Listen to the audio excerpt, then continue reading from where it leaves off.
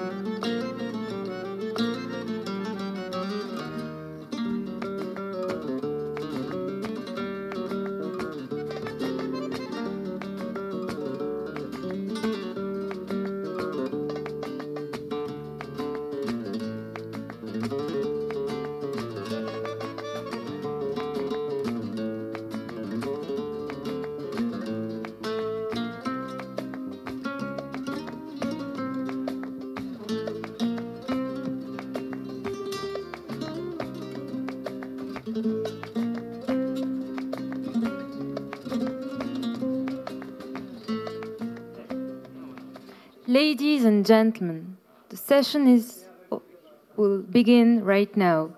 Please take your seats.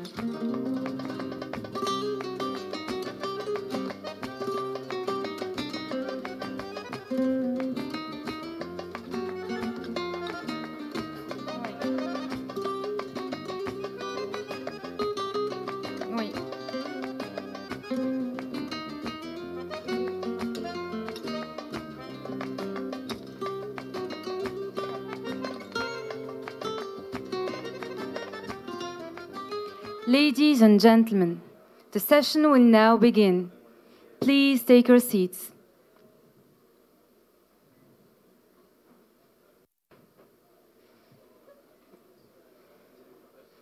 Ladies and gentlemen, please welcome to the stage our host for the AD Connect presentation, Emerging Leaders Program Coordinator at the Policy Center for the New South, Lilia, Rizk.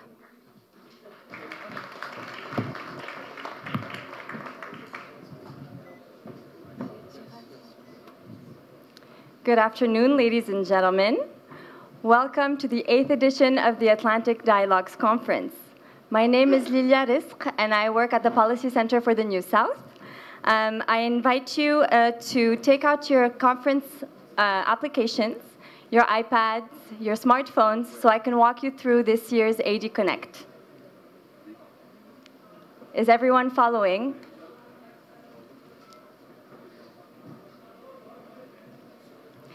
If you don't have the conference application, if you haven't had the chance to download it yet, I will still ask you to please follow along. If you've had issues downloading the application, you are more than welcome to go to the Spot Me desk, which is located right outside of the foyer, and they'd be more than happy to provide you with the assistance required for this application. We will now start with the main homepage. So if you take out your conference application, you will see a homepage with all of the main features of this year's application.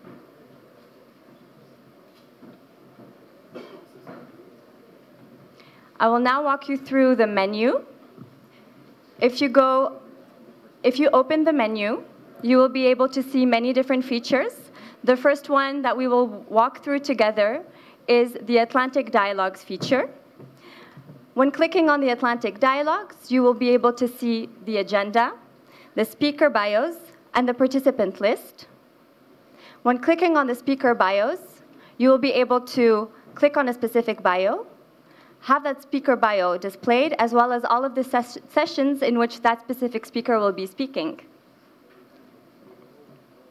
The second feature I'd like to walk you through, so when you go back to the menu, you will be able to see the Policy Center for the New South. When clicking on that tab, you will have more information about the Policy Center, as well as a link that will take you straight to our website. On our website, you will be able to find more information about the Policy Center's activities, research, as well as anything else that you may be interested in linked to the Policy Center.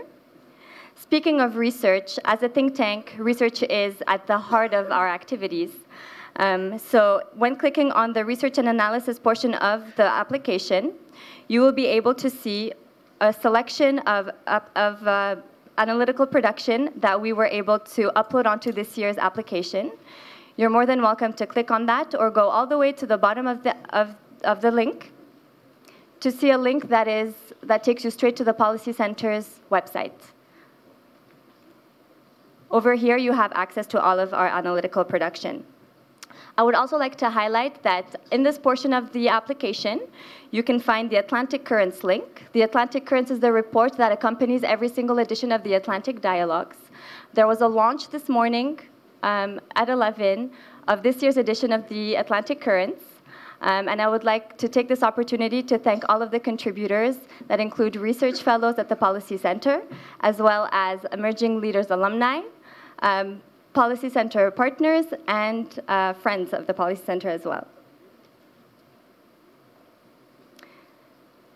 The next feature that I would like to take you through is the newsletters. We have been sending newsletters this past week to the entire Atlantic Dialogues community that provides you with more information about the conference itself. Every day, we will be publishing and sending out a newsletter with a recap of the day's activities. We will also be uploading it onto the conference application, so we highly encourage you to check them out, and so you can have a good idea of what happened throughout the day. In that same spirit, there's the AD in video. The AD in video is a short video recap of the day's highlights as well. We will go back to the agenda to go into further details. When clicking on the agenda feature, you can see that it is structured per day with all of the sessions that will be taking place during the day, be they plenaries, breakout dinners, or evening sessions. We will take a first example, which is the first plenary session. When clicking on that session, you find the session description, the guiding questions, as well as the bios and photos of the speakers. This will be available for all the sessions that we will be holding during the Atlantic Dialogues, as said previously, the plenaries, the breakouts, and the evening sessions as well. We have color-coded the sessions, with plenary sessions being green, breakout sessions being yellow, and evening sessions in purple. And that is just to help you navigate through the application and through the sessions a little better.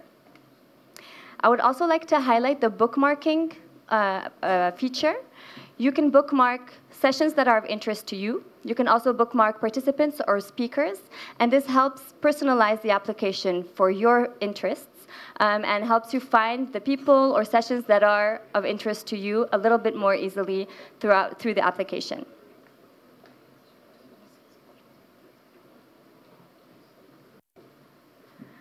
I would now like to go through a certain amount of activities and features that will be extensively used by the moderators during the conference.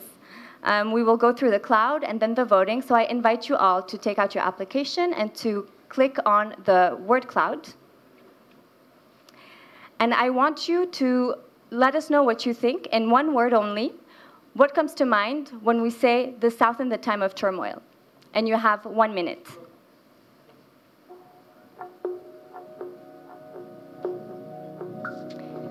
So as you're inserting the words that come to mind, there we go. We have a couple ones that are coming along. The bigger the word gets, it means the more people are inserting that word, and that helps us get a clearer idea of what people are thinking in the room. And as previously mentioned, the moderators will be using this feature during the session to have a clear idea of what you're thinking, as well as to engage as much as possible with the audience.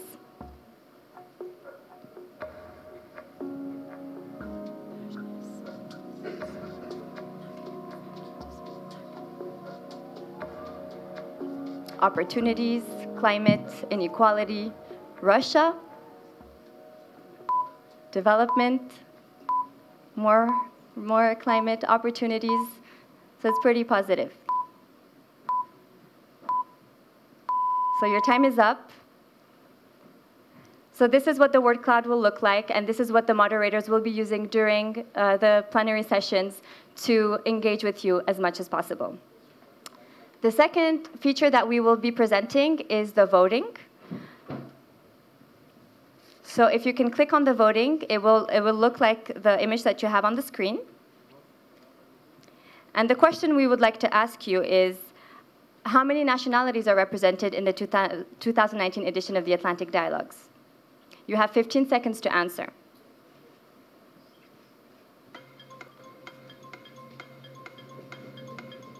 So only press on the number once to the one that's correlated with the answer you think is correct.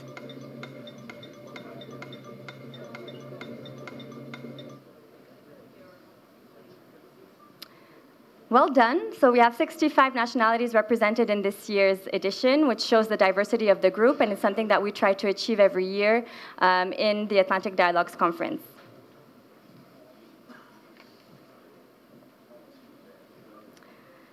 Now talking about logistics. As you can imagine, when we organize the conference, logistics are very important.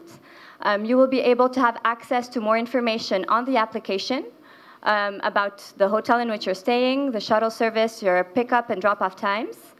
If there's missing information on the application that you would like to know more about, you can click on the Ask Logistics feature and send your question to our colleagues who will be able to respond in a timely fashion.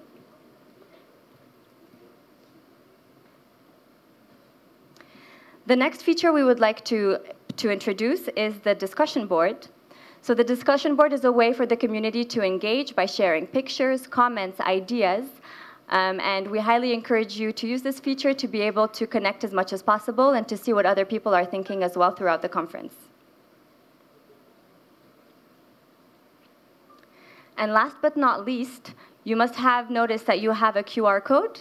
This QR code will be used for many different purposes, but it's also a way to exchange business cards. So if you click on the business cards portion and you click on the plus sign at the bottom, at the top right, you will have your QR code that's visible, or you click on the second tab where you can scan the QR code of the person you're trying to exchange the business card with. All that information will be stored on the conference application, and you will be able to download it after the conference is over.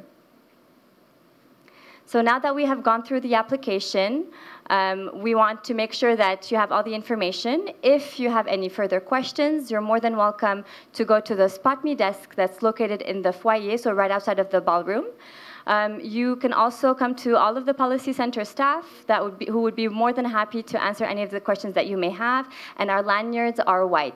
So when you see people with white lanyards, it means that they're here with all of the answers to the questions that you may have. Thank you very much for your attention, and please enjoy a short video of a flashback of the previous editions of the Atlantic Dialogues. Thank you very much.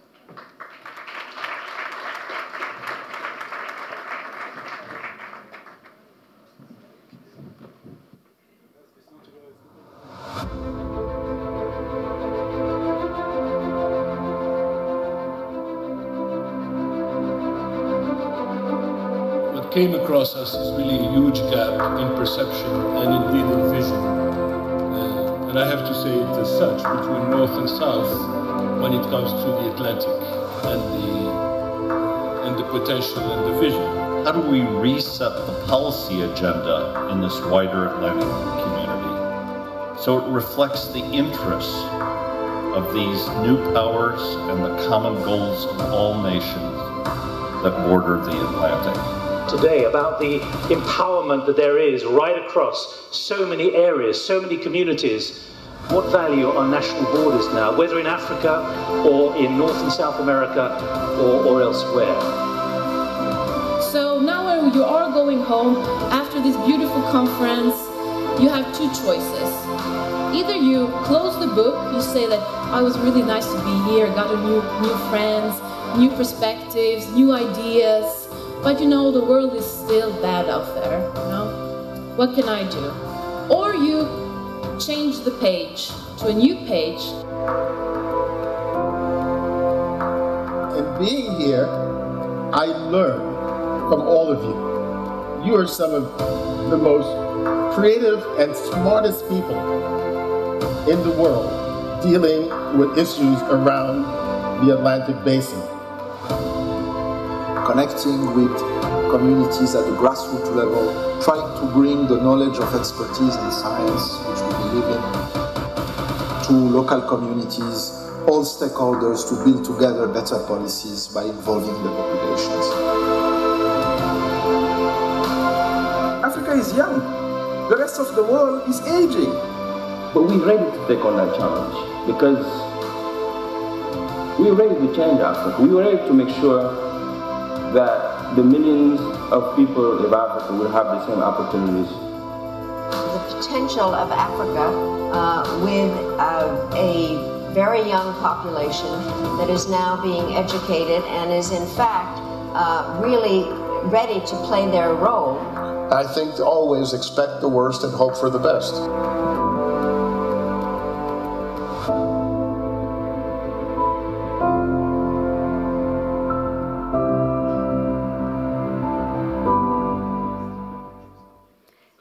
Ladies and gentlemen, please welcome to the stage for the welcoming remarks the President of the Policy Center for the New South, Karim Aynaoui. Thank you.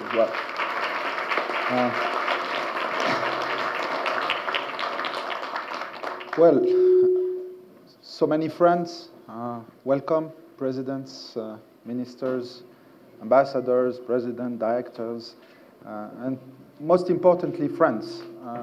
Recognize lots of friendly faces. It's a pleasure to have you here with us here for the 8th edition of the Atlantic Dialogues. Some of you have been with us for all editions since it started in 2012.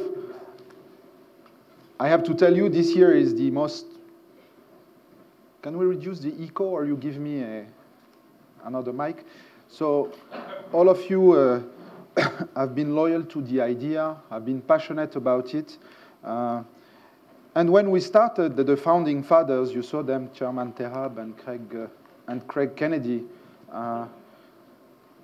So someone is trying to destabilize me, but you will not win. Ça marche, messieurs de la technique. C'est bon?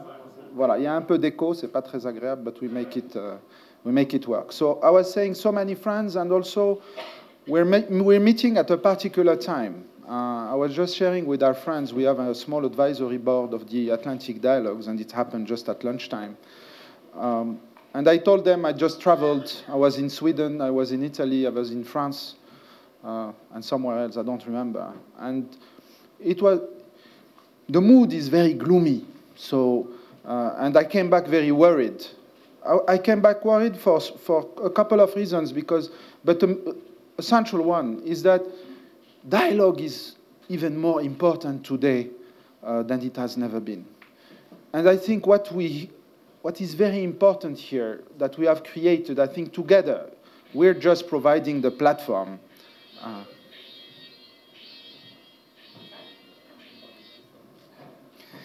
Somebody is really trying to destabilize me. As you know, Moroccans are a bit paranoid. You should know that for our friends coming from elsewhere. You know, we have many qualities, but we are a bit paranoid. That's one of the things one of our, our feature.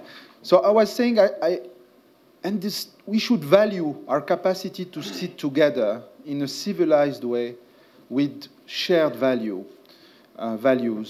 dialogue, the belief that facts are important, that science is important, and that we can agree to disagree. We can have an open and civilized dialogue on very important issues. And that's really what is at the heart of the Atlantic Dialogue. And it's here, we believe, us here in the South, in a way, but not in a divisive spirit. We invite the North here in Morocco, on the Atlantic shore, on behalf of our friends in the global South, in Latin America and the rest of continent, in Africa. And I think it's also because we saw the power and the quality and what has built the North, the transatlantic traditional, the North transatlantic relations between Europe and the US. It has brought a lot to the world. It is challenged those days, but it has brought a lot to the world. We have to recognize after the Second World War. And this is also in that spirit that we invite you here, and I think that it's also what you share with us. And I think it is very important, and we have to cherish that, and we have to also to gather our energies in very difficult times. As I said, a couple of travels last month in Europe, everybody is worried. I will pronounce a few words, and they will resonate in your mind. Of course, I don't want to pinpoint on anybody, but many people have a fit in their home and a fit in the street. There are challenges on facts. What are facts? What is reality? There are different layers of reality, cognitive dissonances happening around the world. There are Africa, we are worried. Competition, rivalry of powers in Africa happening. Views of Islam, competitive view and the sort of hegemonic view of Islam competing in many countries. Trade, protectionism rising, multilateralism being attacked, and the list is very long, and there will be many panels about that. And we stand for something here in Morocco with our values. We're a bit paranoid, but we're open people. We want to reach to others. We like being in touch with others. We like to be, in the sense of community, family. One important value in Morocco, if you have not, we're not very, familiar with us, we like to have everybody under the tent. And this is why Morocco is where it is today. It's not perfect, but we're all under the tent, able to discuss and to solve our conflicts and different views that we have as any society. Very important, everybody under the tent. one of the spirit of the Policy Center for the New South, but also the university that has been created and spearheaded by OCP, not very far away from here, and some of you are also aware of that, is also to create safe space. Safe spaces where we can have serious discussion, open discussion, saying what we think, and not being sort of cornerized or whatever, being able to be listened to. And this notion of safe space is very important for our young leaders also, emerging leaders that we are here, because one of the challenges also, it's a change of generation. How do you give space also to the new generation? How do you harness their energy? Because, friends, energy is a decreasing function of age. You know, I just turned 50 this year. I'm discovering it. And it's not theoretical. It's really what happens. What to tell you? It's also, as think tanks, we've been created 5 years ago. Interesting instruments, but we're also, I feel, part of the legacy already. You know, institutions with their ways, with their traditions. Our strength, research-based, but also we think when we've published a piece and posted it on the internet, end of the story. Not at all. We need impact. How can we have an impact together? And if you take this room, it's a fantastic energy, such an experience accumulated, but it's so difficult for us to coordinate ourselves with a common goal. And this is the discussion we had at the lunch with the advisory board of the Atlantic Dialogue we have, and I want to thank all the friends and the several think tanks that are with us. How can we go one step beyond and have an impact? How can we sort of harness this new category of international affairs that we're trying to create, this broader and wider Atlantic, together with our shared values to have a stronger impact? How we can contribute to do that? And how we can, of course, you know, join our energy to make a difference. Because we are being disrupted, Arinder. You know that. Like everybody else. You know, we like to publish, we like to do conferences, but this is being disrupted as well. And there are other self-organizing institutions and forces that are not that enlightened, I would say, around the world, that are fighting. So these are special times. And I will conclude on that. And it's not because we're not objective, but I think Africa has a message. There is a special wisdom in Africa that is worth listening to. Long ancestral wisdom on the continent that is very, very important and that has many lessons or inspirations to give to us. And this is why you should make sure to do less emails during these 3 days. I'm not saying that I will do that. Less WhatsApps, less whatever. Try to be here, mindful. You are a fantastic crowd. Make sure you talk to your neighbor. Don't hang up with your counterparts. Particularly, this is a message for Moroccans. Open people, many qualities, but paranoid, and they tend to congregate among themselves. You'll see them. They like to stay among themselves. You know why? Because they like to be under the tent. Their quality is also their drawbacks. Like always, your strength is your weakness. So make sure fantastic people, they're worth to be discovered. I know the dynamics of conferences. Make sure this is a conference where you have space to discuss in this room. This is not a collection of speeches. The moderators are highly professional, and they will devote 1/3 to 30% of the time of a specific panel to a discussion with the room. And to conclude, we are also, please send us your ideas. You have these applications, you have contacts with all of us. We are searching for new ideas. In this very complex time, we have no answer. Some visionaries, people created this back in 2012. Here it is, 8th edition. But we we don't know much, actually. And nobody knows a lot.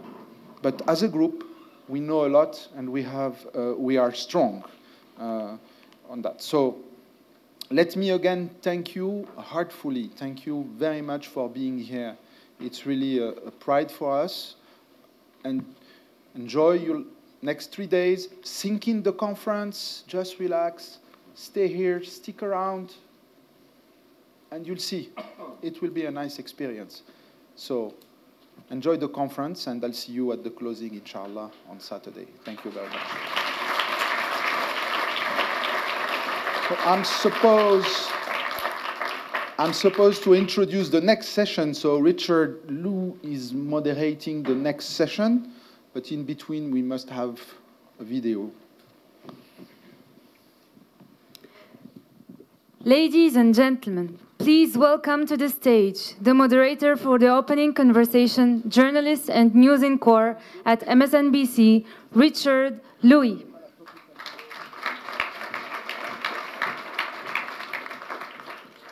Well, welcome, Atlantic Dialogues. Number 8, it feels like a lucky number. It feels like a good start to some important and intelligent conversations. As you saw in the opening video, this is a special gathering. And I cannot thank the president of Atlantic Dialogues and the leader behind what we're now celebrating, Mr. Aynaoui, who has really encapsulated the energy that we need to have going forward in today's conversations as well as tomorrow's as well. And that is to be creative. That is to be proactive. It is to be practical. It is to, despite the theme of turmoil, the South in turmoil today, what are the opportunities that do exist thereafter?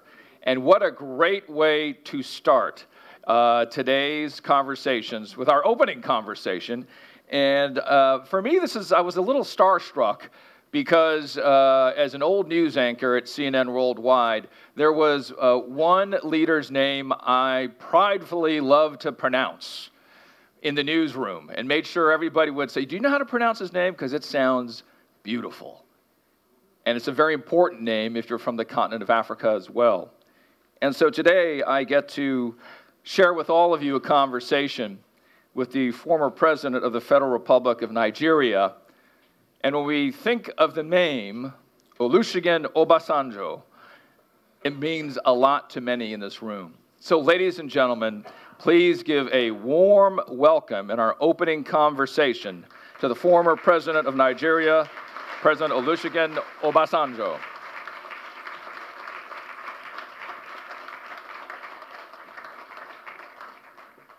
Mr. President, you're making me look like I have no energy the way you entered there.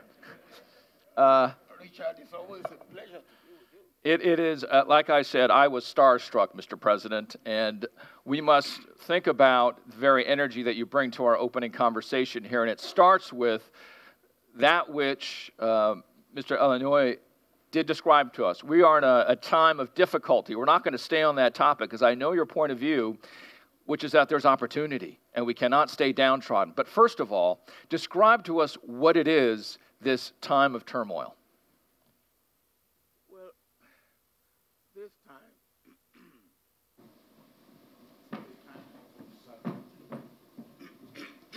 thank you. Including the microphones, also uncertain. Even that is uncertain. If I may go back a little bit, please.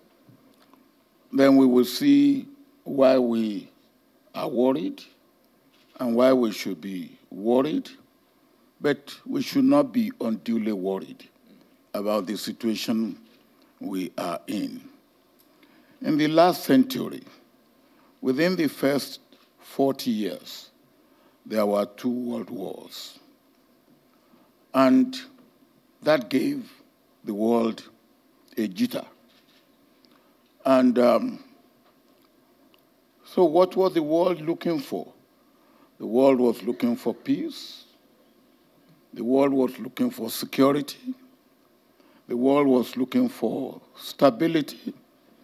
The world was looking for development. The world was looking for growth. The world was looking for progress. And I believe all that were done by leaders of the world at that time was to achieve all this. And to a large extent, all these were achieved, except that equity was not achieved. Predicability was achieved, but justice was not achieved. Democracy was not achieved.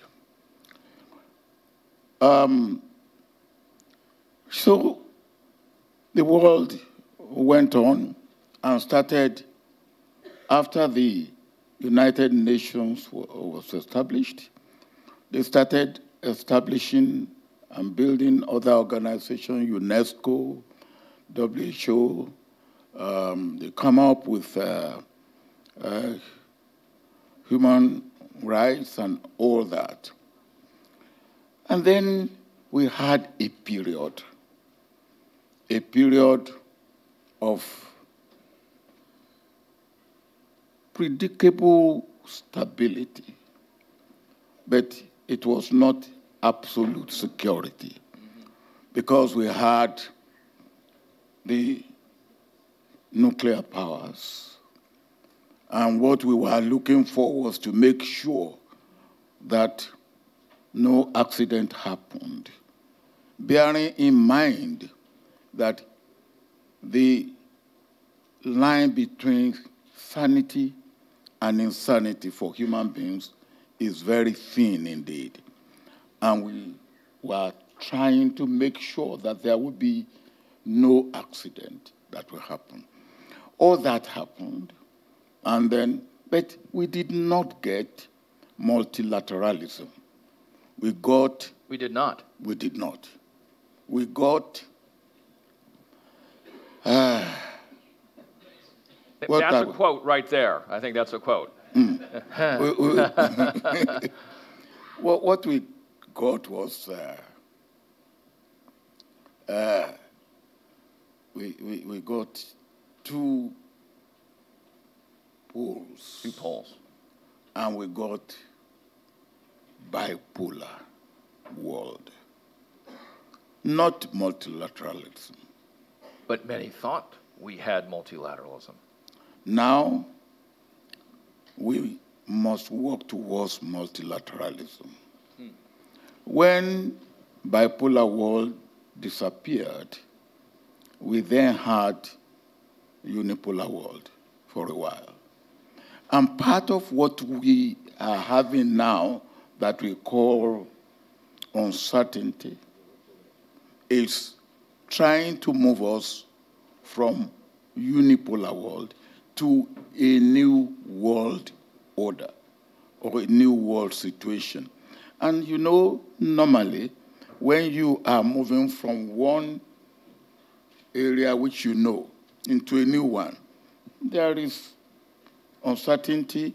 Human being wants to keep to what they know, and what we know now is disappearing. Where we have stability in trade, you can predictability in trade and human relationship and all that are disappearing. So what will come in place of what we know that is now disappearing? I believe for us in the South, maybe we should be concerned, but we should not be unduly concerned, because there is likely to be something better coming in. And what is the something better that will come in? It won't be bipolar world. It won't even be multipolar world. I believe it will be multilateralism, which is what we need. Not bipolar, not one pole here, another pole there, another pole here. No, we need multilateralism for governing the world, not polarization of the world. In the generations where you have spoken to leaders in the South, in the North, globally, and you think of the chapters that you have experienced and been part of the decision-making and thinking, what will the past, if you look at the next chapter, what chapter in the past looks a lot like what the next chapter might be? Well, the chapter in the past was not a chapter that took cognizance of our place and our role in the South. Mm-hmm. If anything, I think we were almost completely ignored. That's what happened in the past. And what is happening now, what will happen in the next couple of decades, is that the South will come more and more on its own and will of necessity have to play a larger role in the affairs of human beings. We are seeing that even in our own continent, in Africa. Our founding fathers in 1963, we started something we call Organization of African Unity. Their aim is integration, economic and political. They didn't achieve much. But last year, for the first time, African leaders come together to form and establish Africa Continental Free Trade Area, the largest number of countries coming together in one market. It is unique. It is significant.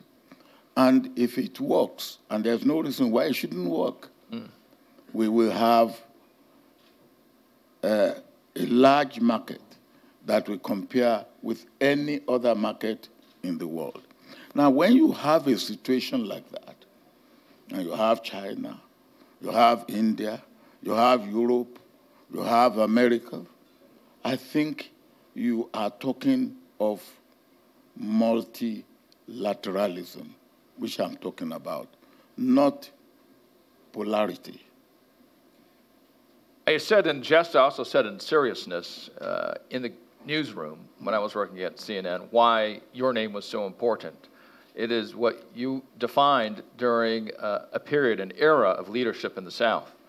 If you now had the ears of all leaders in the South and they leaned over to you and said, Mr. President, can you give me a piece of advice here? What would that be? I would say we should now be doing what we are doing well. And part of what we are doing well is what we are doing here, dialoguing. One of the things we never did well in the past is that we not even talk among ourselves. And therefore, we open ourselves to being talked to. We open ourselves to received ideas, not our own ideas. Now, let us talk among ourselves. Let us dialogue. Let us, even if we have to disagree among ourselves, while we are talking among ourselves, let us disagree. And let us disagree to agree so that we can present a common front. That we were not doing before. Now we have started doing that. And then we should do more of that. More of that? How does that fit into, and I'll just look at a recent headline of modern years, and that's the Africa Trade Agreement, 54 countries signing on. What does that say about where this dialogue is or is not? Well, as I said, for the first, almost 60 years of OAU, Africa as substantially an independent continent, we struggled among ourselves. We tried to really forge unity or integration. We fought against colonialism. We fought against apartheid. We succeeded, but we did not get the economic cohesion and integration that we are now getting. And I said the year 2018 may be regarded as one of the greatest years for Africa since independence.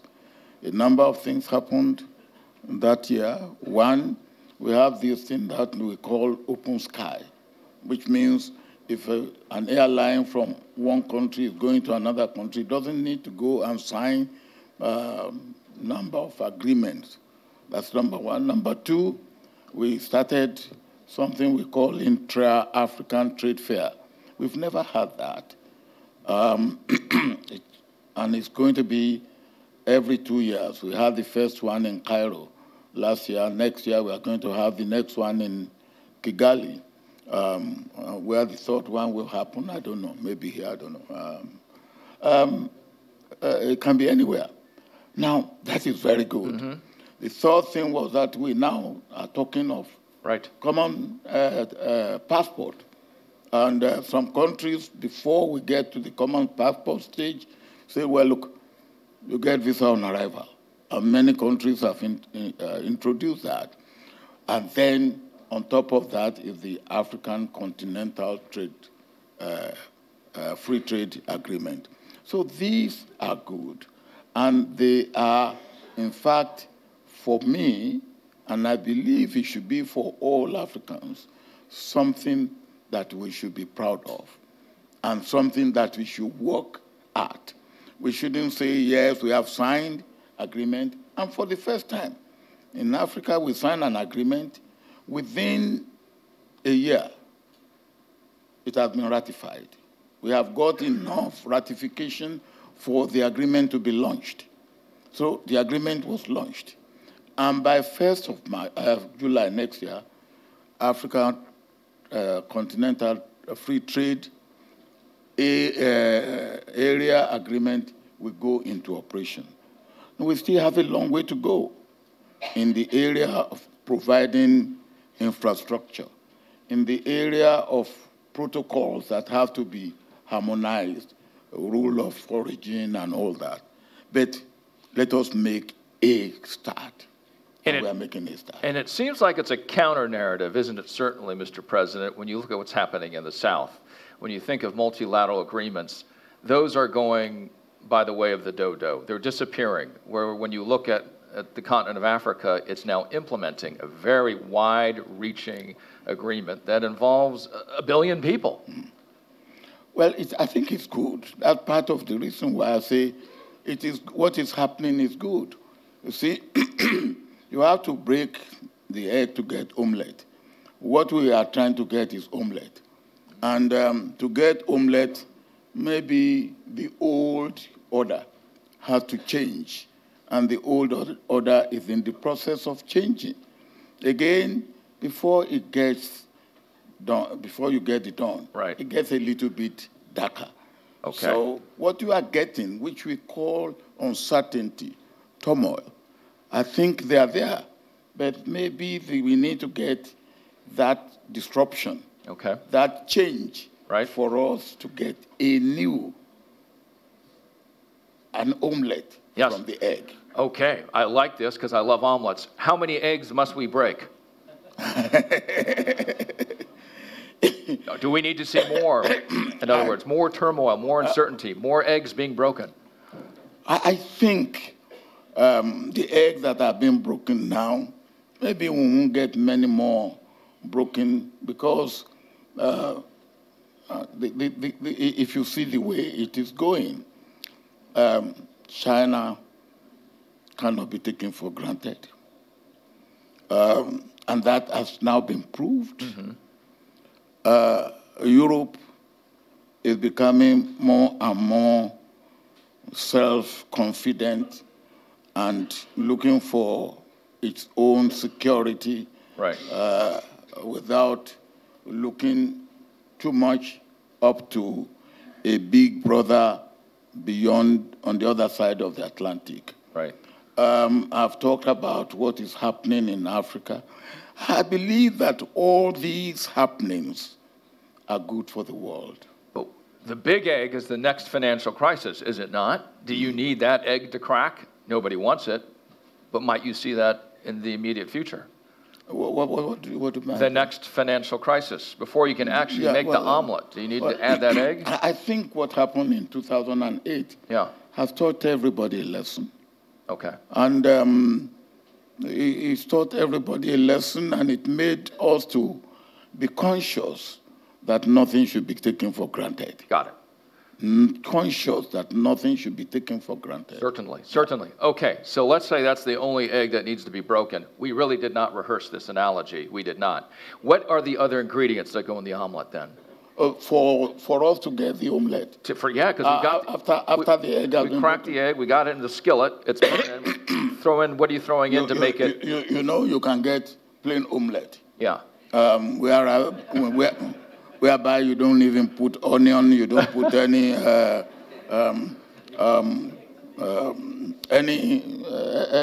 ingredient. I believe that. But I'm thinking like brain power. I believe that the way that we have to go, we will need to have some things in the omelette. Right. Infrastructure. And in fact, we cannot go without having some ingredients in the omelette. Right. I've talked about infrastructure. Yes. Now we are living in an age of digitization. Digitization, there's nothing you can do without it. We are living in an age of technology, artificial intelligence. You cannot wave it off. And it will have to be part of our consideration for the new world order. In the opening, we hear about disrupting technology. Yes. I think technology will disrupt a little bit more. We cannot have the omelette without considering climate change. We have to, because if we don't do that, well, we will be consumed by it.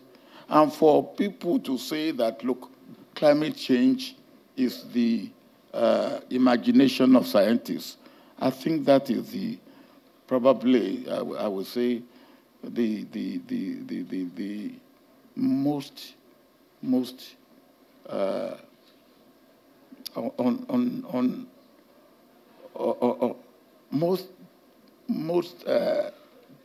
the greatest disservice to humanity and to scientists, because scientists have shown, and empirical evidence has also substantiated what the scientists have proved. And I think then, Mr. President, then you're saying that technology may crack half an egg as we move forward. Speaking of this very space, I want to get into, because when we think of technology, the brains, talent, something you focused on certainly as leader of Nigeria. How do you develop the talent, an international talent, a talent pool that comes and goes, basically brain circulation as opposed to brain drain, right? That big debate in West Africa, based on the West African miracle, and Nigeria being a benchmark of what has happened there. But by the way, relevant to that conversation is the emerging leaders, the next generation of leaders, and I think they're here. I don't know if you can stand real quickly, so we can, as well as the alumni. They were spending 3 days talking about the Atlantic Basin.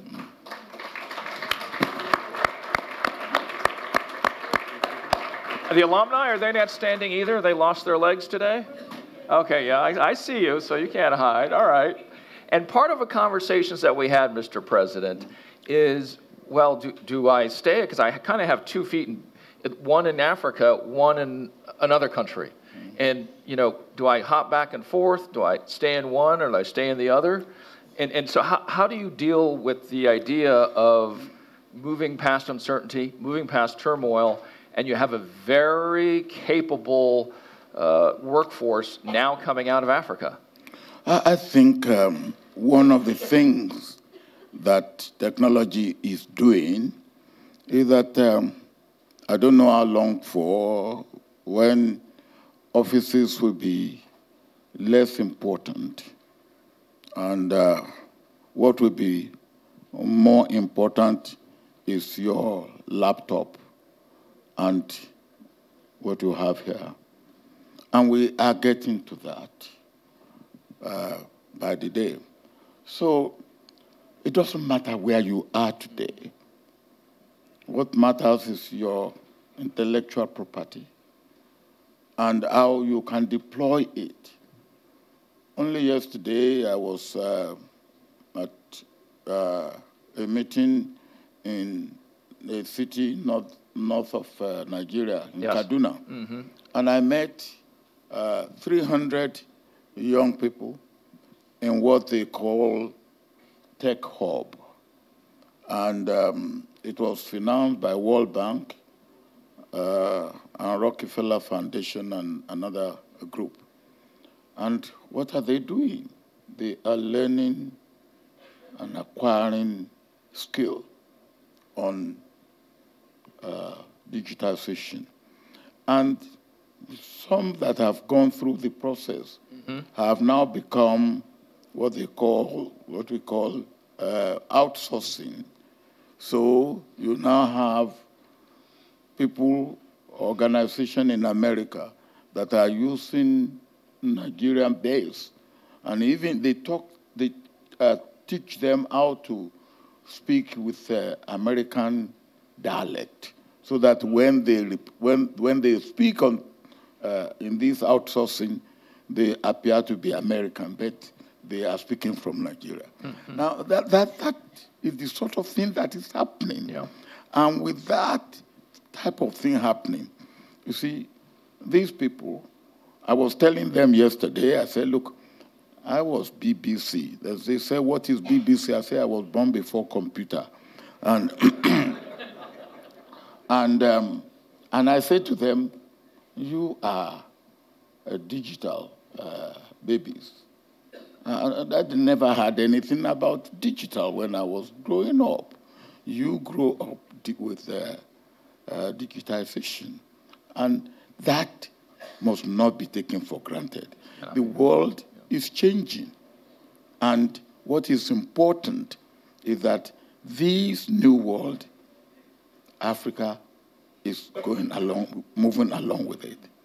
It's not landing men on the moon or sending rocket to the Mars. It is here.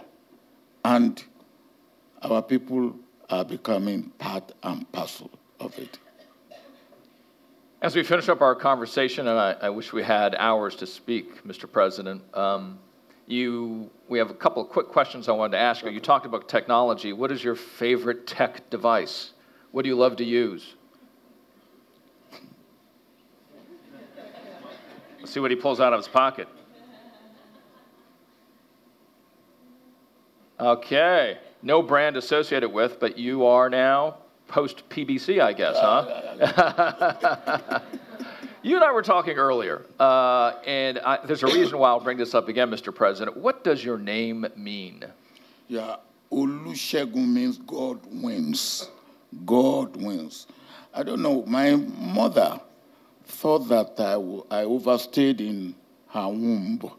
But I believe that... How did she tell you that, Mr. President? She said, well, 9 months normally, and she said I was 12 months. I believe she must... Then you were evicted. I believe she must have miscalculated. So when I was born, it was a relief for her that, okay, God has saved her, so it is God winning, and that's where Olusegun, God wins. And then my father, whose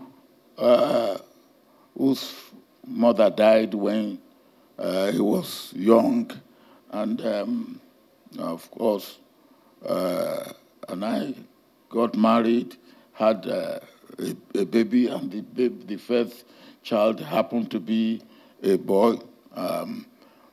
Then believe that it is the father that has repaid the day. So Obasanjo means king has repaid the day. God wins and king repays the day. All meaning that within my family, my mother was saved and my father felt that there had been some form of compensation. And I live up to that. And as you look at the thinkers and the leaders in this room, those who are participating in this conversation, what would be your 30 seconds, your 60 seconds of wisdom of how we might repay the day? Oh, then the only way for us to repay the day is to move away from what has not been good for us in the past and embrace what is good for us now. The former president of Nigeria, thank you so much, sir. President Olusegun Obasanjo.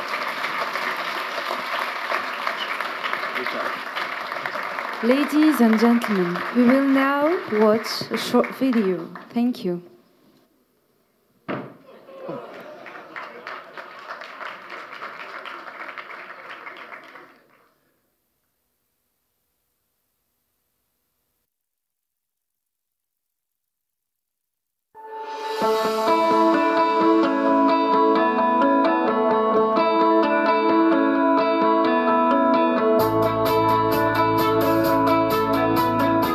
Populism is a label used to categorize the electoral rise of far-right chauvinistic and xenophobic parties.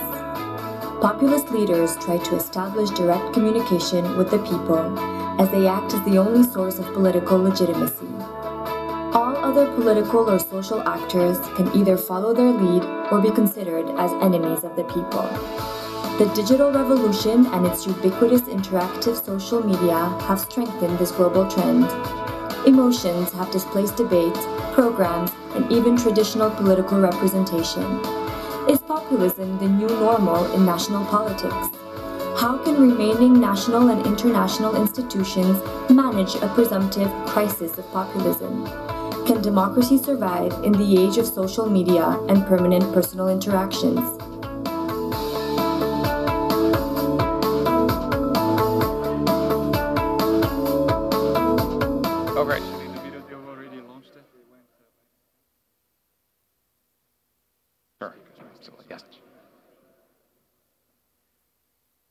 All right, ladies and gentlemen, that was the introduction to our next session. It is our first plenary. Hard to beat when you saw the way that the former president left the stage for our next panel. So as we do reseat ourselves, please do find your seat if you can. And we will start the next session. It is our first plenary. It is called the Prospects for Populism. And we have an esteemed panel, ladies and gentlemen. And if we give them due respect as they come to the stage, that would be great. First, María Eugenia Brizuela de Ávila, former Minister of Foreign Affairs of El Salvador. Ladies and gentlemen. The former Minister of Foreign Affairs of Spain, Ana Palacio.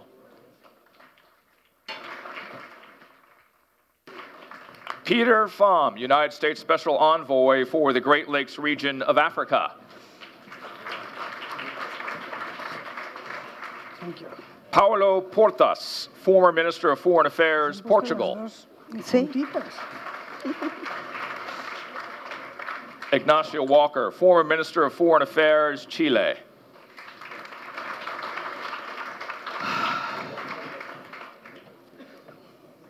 Now, none of you jumped onto the stage, and I thought after we set the standard at the last session that one of you might consider that. Nobody wanted to do it?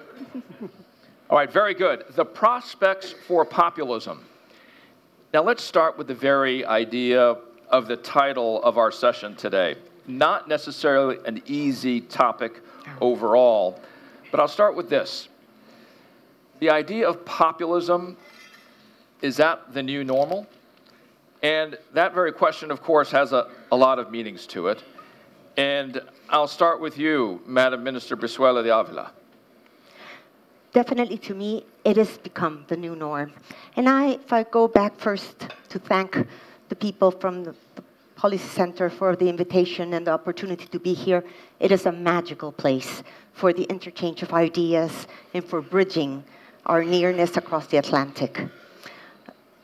I read a Dutch political scientist, Moede, back in 2004. He came up with a definition of populism, which I think it's what makes me think that it is part of the new norm.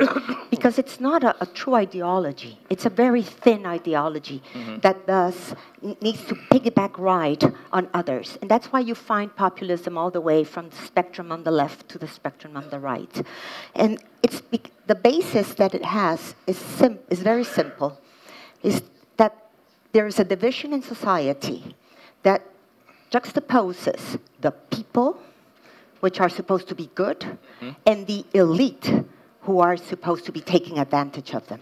So on that very small basis, you find then the populist movement of trying to bridge and bring the goodwill, the good for the people, in detriment of those who are harnessing power and elective challenges. So that is why I do believe it is a new norm, because it's so simple in that discourse, because it works. It's a simple way of explaining to the people in a storytelling where there's a villain and there's a good guy and a bad guy, and who then can be pinpointed as the culprit. And so that is where our big challenge starts. How are we going to surpass this? Mr. Minister Walker, based on what Madam Minister Brizuela de Ávila has just kicked us off with, what is the idea of populism you believe in Chile? Well, many people have asked about Chile in the last weeks or so. Let me just tell you that coming from Chile is very easy to understand the topic of this conference, no? The South in times of turmoil. And let me just share to you, because I've been asked about this, and not only in Chile, what we could call 3 lessons that at least I have tried to learn from this recent experience in the last 50 or 60 days. And it's not only a matter of Chile, it's Ecuador, it's Hong Kong, it's the Yellow Jackets in France, it has been Great Britain and Catalonia and so many other places. You know? But at least coming from this recent experience, 3 lessons, you know, only the headlines, so we can discuss. First, I would say that economic forces and market forces do not act in a political and institutional vacuum. So perhaps one of the mistakes that we've made in Chile in the last 30 years, which I consider to have been quite successful cases in many ways, is to have put too much emphasis on questions of growth, of fiscal responsibility, of macroeconomic stability, which are major assets in any country, but not understanding that economic and market forces do not act in a political and institutional vacuum. So the legitimacy, for example, of political elites, of political parties, of parliaments, of the Constitution, which is a major issue today in Chile, is one of the lessons. So my first headline is the primacy of politics and institutions. No? Economic and market forces are not autonomous forces. That's my first lesson. The second lesson is that modernization is by definition, it's per se a disruptive process. And this is very much in the textbooks of political sociology, no? From Samuel Huntington and so many others, in terms that modernization leads to social mobilization, to social unrest. And what is perhaps particular or specific about the case of Chile in the last 30 years is that an accelerated process of growth, of development, of modernization produces a lot of tensions and contradictions and inequalities. So it's up to the institutions, again, to channel, to process, no, that social and conflict. So social unrest, social malaise, no, social protest, social mobilization is not a pathology. No, it's part of a process of modernization. And the third lesson coming out of this experience, which is not only about social unrest, but about the question of violence in so many countries around the world, is that we don't have to lose sight of the old traditional definition of Max Weber, no? Of the state being the monopoly of force. So the great challenge here is to avoid the privatization of violence. whether it be terrorism, we're talking here in the morning, or micro-traffic or narco-traffic or organized crime. Those were realities that had been in our country below the surface for many years. But we had not paid enough attention because we were too focused on the economy, on growth, on fiscal responsibility, on macroeconomic stability. So whether it be a democratic or an authoritarian regime, and of course we're talking about democracies in many ways, no, we don't have to lose sight that the state has to exercise the monopoly of force, no? And you cannot allow for the privatization of violence, with a sense of legitimacy, of course, of that use of force. Those are at least 3 lessons that perhaps we could share with our friends from so many countries about what has happened, at least in the case of Chile, in recent weeks. And Mr. Minister Walker, thank you for being so practical and straight to this is what we can learn and what we can put in our pockets and move forward. Madam Minister Palacio, when did this cycle start of populism? When might it end? Well, first of all, I would like to pick up from where Minister Brizuela left. Why is there this elites versus people? Because this way we will understand what we are speaking about. Because frankly, today in Europe, in the European Union, when you see populism, there is a knee-jerk reaction thinking about fringe parties in the extreme right or in the extreme left, normally nationalist, this. But the truth is that populism is pervasive, at least the forms of populism. If you allow me just one of the best leaders of the liberal status quo, President of the French Republic, Macron, he uses the tools of populism, this dialogue with the citizens, these declarations, these short messages like brain death of NATO. This is typically populistic. So populism is everywhere. Now, how does it start? It started progressively with the distancing of the government and the governed. We are seeing 2 parallel processes. The first is the complexity, the progressive complexity of government, of laws, of regulations. At the same time, there is this mirage that there is transparency everywhere, and that me as a citizen, I am there, I go in the internet, and in the end, this creates frustration. This creates expectations and frustration.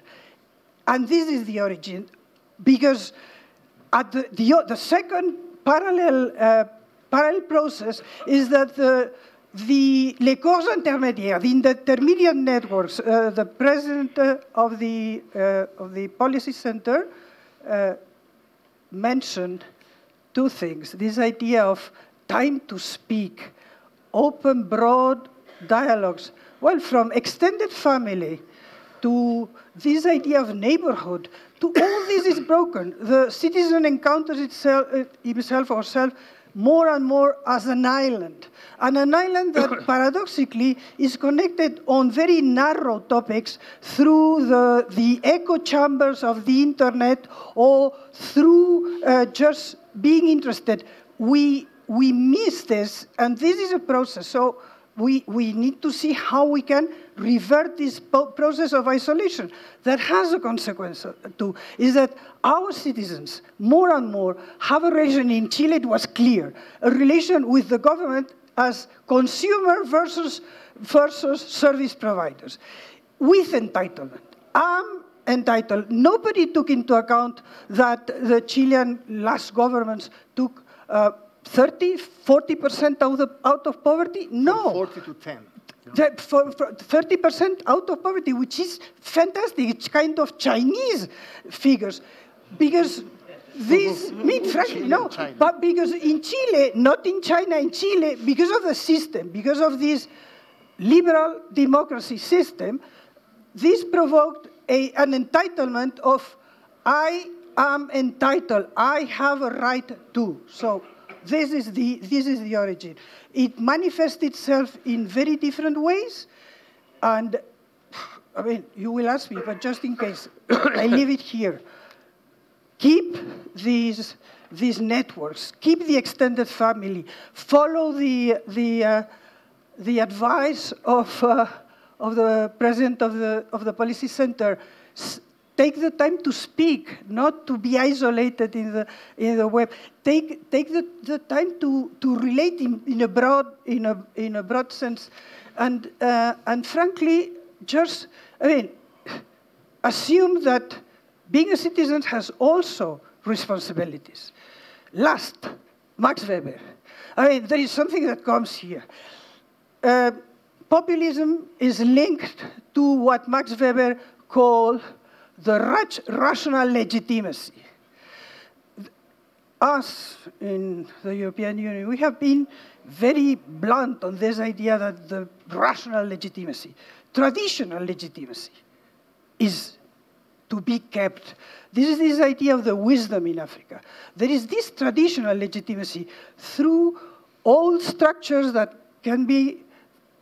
are forms of organizations of society that have an important value, and where in Africa, of course in Morocco as in Spain, we have this traditional legitimacy through the monarchy. But it's not just that, it's this idea of anchorage of the people. This, I think, is where we have to go, because the danger is the third kind of legitimacy, which is charismatic legitimacy. And frankly, I leave you with this figure. 49% of the Italians wish for a strong man, which is strong. Un uomo forte. 49. Duce. El Duce. Mr. Minister Portas, populism, nationalism, put those two together for me, or don't put them together at all. First of all, thanks OCP and the Policy Center for the opportunity of these debates and the invitation. It's a part of, but I would state first that populism is a Western disease. Sorry to warn you about reality. Half of the planet is not debating populism because half of the planet has no democratic regimes. First of all, it's our disease, considering Europeans or Americans or some populations culturally influenced by our rationality. Second, there are usually the liberal press in the United States uses populism to insult. It's becoming the most democratic insult in politics. You're populist. But you have populists from the right, from the left, and from nowhere. Sorry to say again.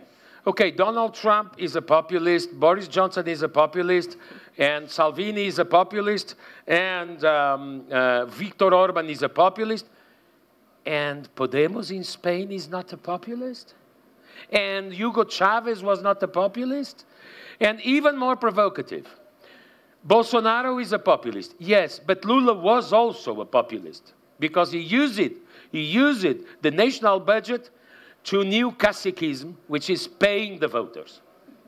Okay? So it's a Western disease, but it's not a right-wing disease, as some want to explain. It's a much more shared phenomenon. And the third thing I want to call your attention is there is a direct link between populism and digital democracy. Some weeks ago, Facebook announced, just Facebook, that they have matched and erased 5.4 billion, I insist, billion in the American sense, accounts and in Facebook. Falsification and hate rhetoric. 5.4 billion.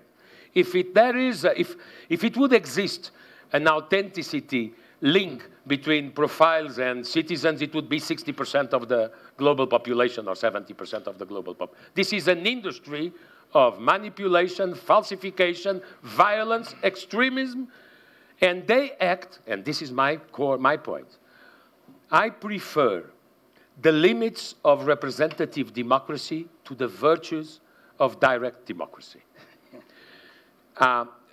Digital democracy is working more and more like a revolution. I'm a reformist. I don't love revolutions. And I think revolutions have bad consequences because they consider that history didn't exist before the revolution. Everything started with the revolution. This is against all the historical tradition, but more than this, they act as vanguards. You have more and more politicians, political parties, and institutions captured, caught by social media vanguards. For me, the democratic definition is the vote, not the number of likes. And you have more and more prime ministers and presidents that don't decide what is right, they just decide what gives them likes. This will corrupt democracy, and this will kill, as you told in the questions, this will kill classic democracy. I don't know. In one moment, I just know one thing. People will be fed up with so many insults, so many lies, so many lack of respect, so many presumption of equality. I insult the Queen has to answer me, I'm in the same position than the Queen. Sorry, this is killing institutions, references, values. And instead, this said, obviously, digital democracy increases participation and possibilities. So, but just to say, just to end you need rationality, as Anna said. You need rationality. Tell me honestly, do you find rationality in digital democracy? I give you the Nobel Prize if you find it. Well, let's ask the panelists who believes that you do. Okay. I don't find. You don't have... Anybody on the panel? Let me just tell you, you don't have two basic things to have rationality in politics. Okay. You don't have memory in the digital. Memory is yesterday night. I can guess, Mr. And you don't have future. I can guess, Mr. Minister, your answer to this question when you talk about the negativity of digital options in democracy today and its negative impact, 10 being the worst, 1 being the least, you would give it a?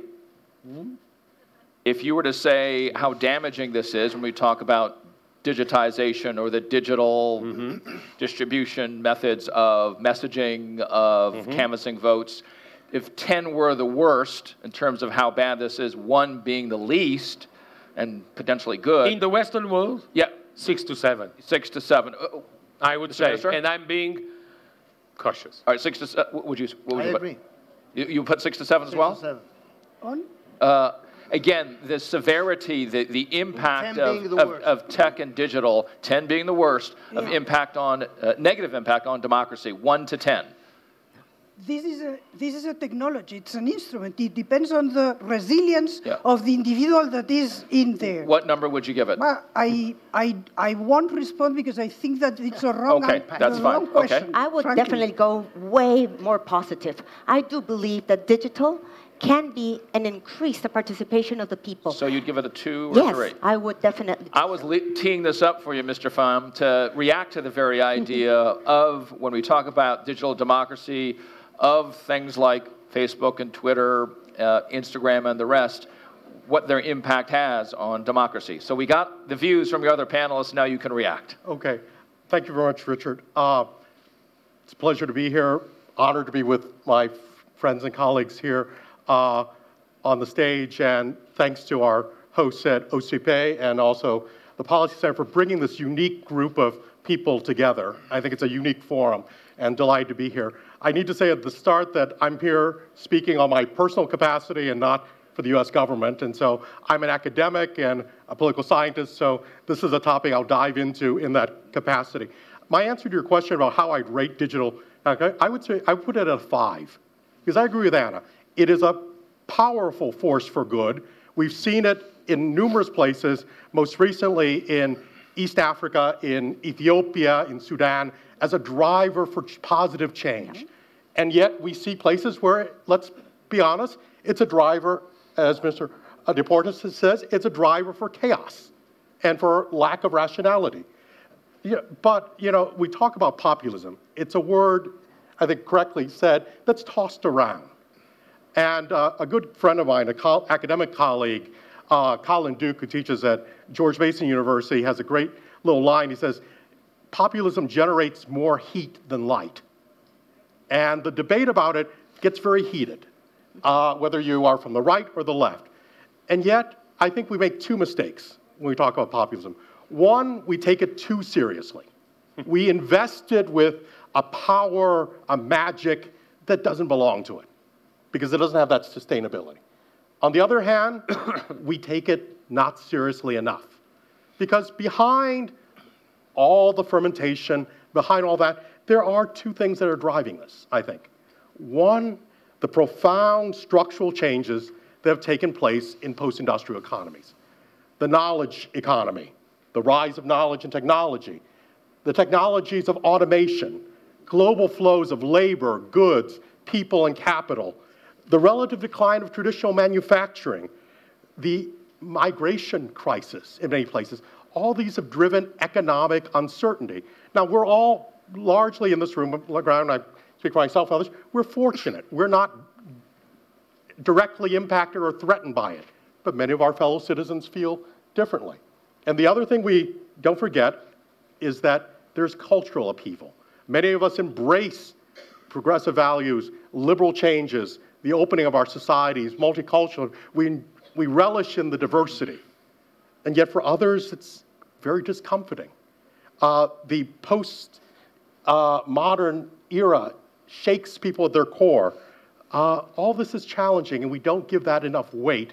And I think this is where not paying serious enough attention to and writing off these people as, you know, the forgettables, the vulnerables, whatever you want to call them, I think is a big mistake. And it's a harvest that is going to be very bitter if we reap it.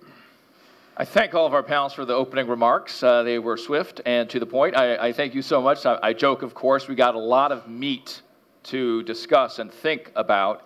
I encourage you to interrupt each other. I'm a cable news anchor. We do that a lot.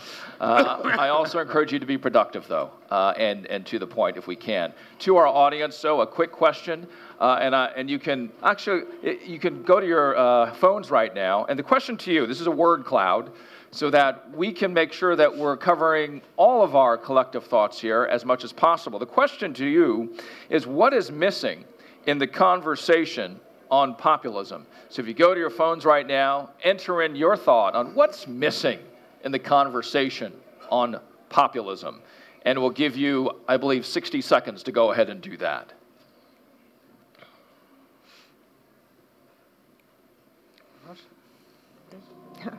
Do we have word cloud music?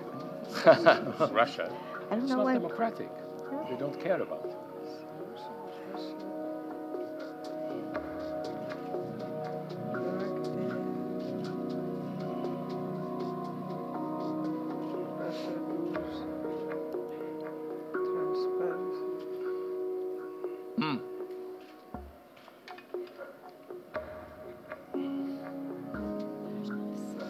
Russia always appears. You can see from the morning. They were never democratic. Okay, solutions, Russia, China, respect, news, which may be the fake news stuff, xenophobia, transparency. Thank you all for doing that. It's been very helpful. Who would like to react to any of those words on the panel? I definitely go for solutions. Okay, go for it. I first want to quote President Barack Obama, because it picks up on something that my panelists have also said. The rise of populist movements, he said in a speech last summer, has helped spark a global boom for the politics of fear, resentment, and retrenchment that pave a path to authoritarianism, that is, authorities. And that is what Anna was talking about, that possibility that sparks. And why? Because populism is dividing society through hatred.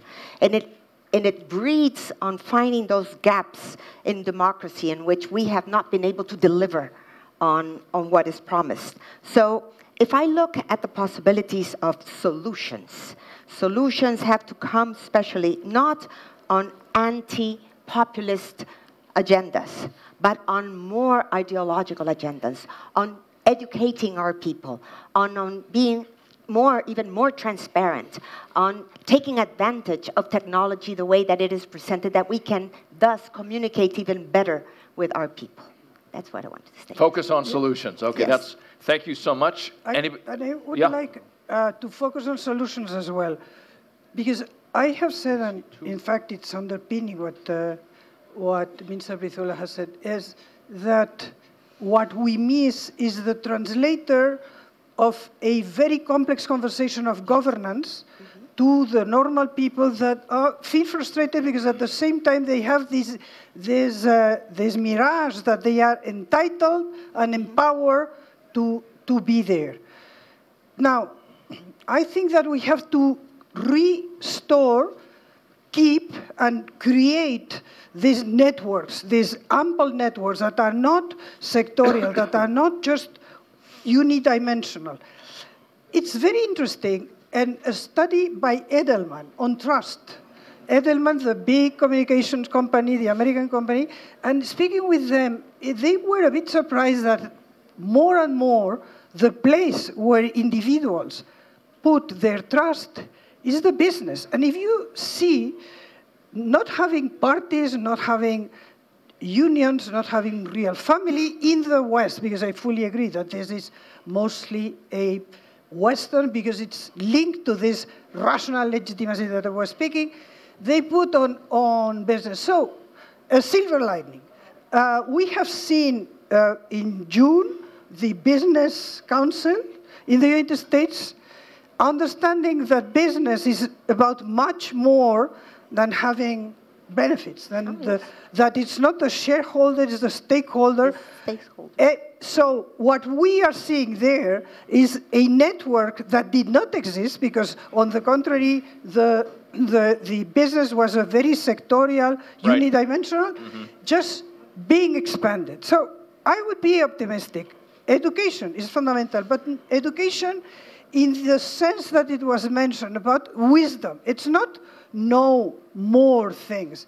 It's be able to analyze, be able to listen to other opinions that are not my opinions, not being fixated on MSNBC or on Fox, just having a community. This is what we need. And there are many. I mentioned this entry point of business, because I think that this is here to stay.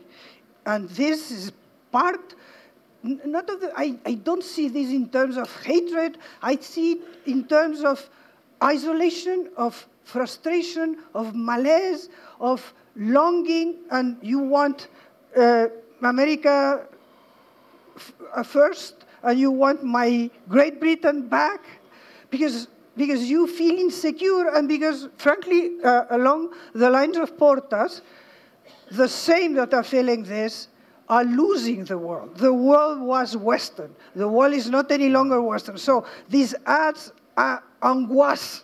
Yes. This is Mr. Minister Portas, please, yes. Just to, I was... And then, yes, Ignacio. and then you, Mr. Walker, after. Or both together. Okay. Paulo, okay. go ahead. I was surprised I didn't see two words who are the great food suppliers of populism in Europe. Migrations and trade. And by the way, I think the moderates, I mean the moderates from the left, the moderates from the right, reasonable people, are highly responsible for the rise of populism through migrations and populism through trade. Why? Because they withdraw the debate. There is a lack of intellectual fight trying to explain in a rational and very evident way what free trade did for a more fair world. You live in a world of perceptions, not realities. Sometimes perceptions have no relation with facts. I remember two years ago, the best opinion poll survey company in UK asked the British, do you think the world is going for better or for worse? 70% for worse. Sorry? How many children in school and not at work? how many extreme poverty people left poverty, how many sanitarian access you have now and you hadn't 40 years ago, but the perception is going for the worst. You just fight this perception, fighting. You cannot consider trade or migrations technical issues.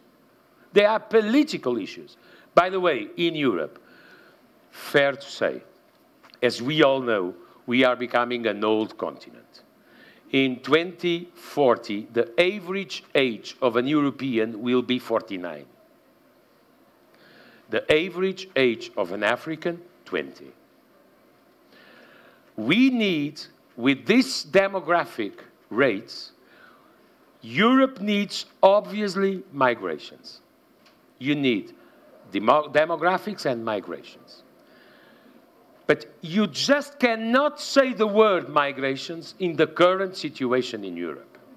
And this is moderate's fault. You have obviously no zero migration scenario, because in Europe you will need more actives to pay more pensions for people that retire sooner and will live much more time happily. So you have obviously a crash in the destiny. You don't have enough actives, and you will have much more retired people living much more years. So we need migrations. You have two scenarios. Or you choose the migration you need, or you are chosen by the migration you don't desire. But governments are doing nothing on that, and Europe is becoming unable of even approaching the question of migrations. I give you just a last example. Italy. Quickly, please. You criticize a lot Matteo Salvini. Can you imagine? Italy is a founding father of European Union. Europe left completely alone Italy during 2 years. Italy received 600,000 people with no help from European Union. It is the external border. It is an Italian problem. Greece, Italy, and Spain. Or you are able to approach with a common share and vision and rationality the migrations policies, or don't be surprised to have populist leaders with 40% of the vote. And by the way, I'm one of those who consider he will be Prime Minister of Italy sooner or later. You will see it. Mr. Minister Walker. Well, just three headlines in terms of this conversation. First of all, I don't want to demonize populism, because I'm more interested in trying to understand which are the social and political forces and processes that are behind what we call populism. I'm very critical of populism, whether from the right or from the left, whether old or new populism. And in Latin America, we have plenty of examples of old populism and new populism. But we have to try to understand. So, for example, Michael Sandel, the philosopher, gave a talk which I attended last year at University of Notre Dame with a very provocative title, no? Do populists have a point? Was the question mark, no? And his answer was yes. Populists have a point. In which sense? He said that political elites, we political elites, have to take responsibility of having created the conditions for the emergence of populist leaders, whether from the right or from the left. So populist leaders do not emerge from the blue. No, they are, for example, the weakening of political institutions. No, the weakening of political elites, of the state itself, the social crisis, the social unrest, no, which explain, not justifies, but explain the emergence of populism. So let us not demonize populism, but try to understand populism. Second, I think, going back, Richard, to your question about populism and nationalism, because they go hand in hand. So I do believe that this populist nationalist wave of today, new populism, whether from the right or from the left, is the most important threat over the institutions of representative democracy. No? And we could argue around that, but you know, that's the statement I would like to say in order to finish in the third statement. No? Which is, in terms of the solutions, in terms of how to deal with populism, I would say that the only way effectively of dealing with populism, whether from the right or the left, is by strengthening the institutions. political institutions. There's a trade-off between political institutions and populism. No? If you have weak institutions, it is more likely that populist leaders will emerge.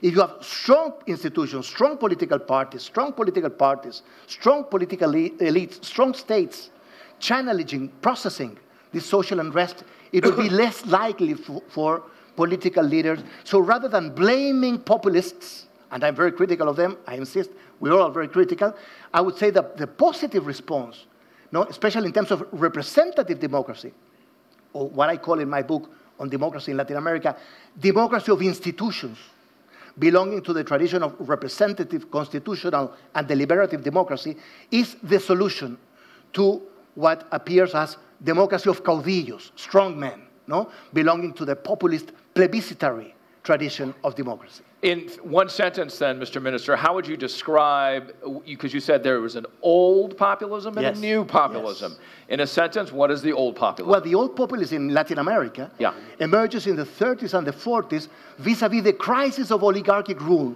no? And the vacuum that it produces, the crisis of oligarchic rule. And it referred at that time to a kind of social and political arrangement of the emerging working class and middle sectors through the state as the means of salvation, no? So it had some democratizing effect. Okay, and then in one sentence, what is the new version of populism? The new version emerges in Latin America. The new version emerges within the third wave of democratization from the 90s. Interesting enough, in the 90s in Latin America, neo-populism, new populism, emerges with neoliberalism. So the economic policies of Carlos Menem in Argentina, Alberto Fujimori in Peru, Fernando Collor de Mello in Brazil, it came hand in hand with neoliberal. There's many papers about neoliberal neopopulism in the 90s. Then it turned leftist under Hugo Chavez, Evo Morales, Rafael Correa in Venezuela, in Ecuador, in Bolivia. Why? I finish with this. Because populism thrives and emerges in Latin America, not only in times of social crisis, but of economic booms, not economic bust. So it coincided with the boom of the commodity exports from 2003 to 2013. There were many resources to distribute with subsidies, no? Creating clientelistic networks, which is very typical of populism in Latin America. Mr. Pham, thank you so much. Let me just pick up what Minister Walker just said. I think it was a profound insight on the old populism arising as a resistance to the old oligarchic rule. I think that's exactly what it is. Populism is anti-establishment. Yes. And that's not necessarily bad, in my argument, because often we need to be challenged and we need to engage. The fact is, as Minister Portas pointed out, there have been tremendous gains in human welfare, economics, growth, the last 50 years, 100 years. But those gains have not been equal, and we have greater inequality in our societies. Those of us in this room benefit from all these trends, if we're honest with ourselves. But some to a greater extent, some to a lesser, but we all benefit. There's more in common, despite our differences in diversity in this room, than between us and our peers who are out there. And that's part of the problem, the anti-establishment part. Not that I'm suicidal or that I'm self-destructive, but I have to acknowledge, and I think we all have to acknowledge, that we haven't shared these gains in the same way with everyone. And this is what's feeding that populism. There is a legitimate part, and we do best not only addressing them, but bringing them into the conversation instead of writing them off as, you know, the never-has-beens or precluding them. I'm going to be going out into the audience shortly to get your questions, so ready your questions, but I did want to ask you, Madam Minister Brizuela de Ávila, your perspective on the versions, old, new, Latin American populism. Oh, definitely, I agree with Minister Walker in the sense of that populism has been and will be, and you can track it all the way back to Rome with the bread and circus policy of that time, in a sense, because every time there's a transformation, you will find someone looking for the easiest way to describe the story, the easiest way to jump in. And what I am afraid of, moving on forward between the old and the new, is the capacity to spread fake news. And that's That's the query with digital, in the sense of how far and how spread can fake news be, that because you need to educate the people, you need to strengthen institutions, yes, but at the same time, you also have the potential of fake news being distributed in such a manner that they distort and they evade the debate.